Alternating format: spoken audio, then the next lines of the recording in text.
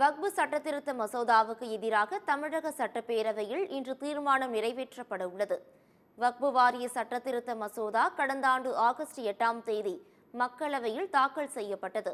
இது சிறுபான்மையினருக்கு எதிராக உள்ளது என எதிர்க்கட்சிகள் குற்றம் சாட்டியதால் நாடாளுமன்ற கூட்டுக்குழு ஆய்வுக்கு சட்டத்திருத்த மசோதா அனுப்பப்பட்டது.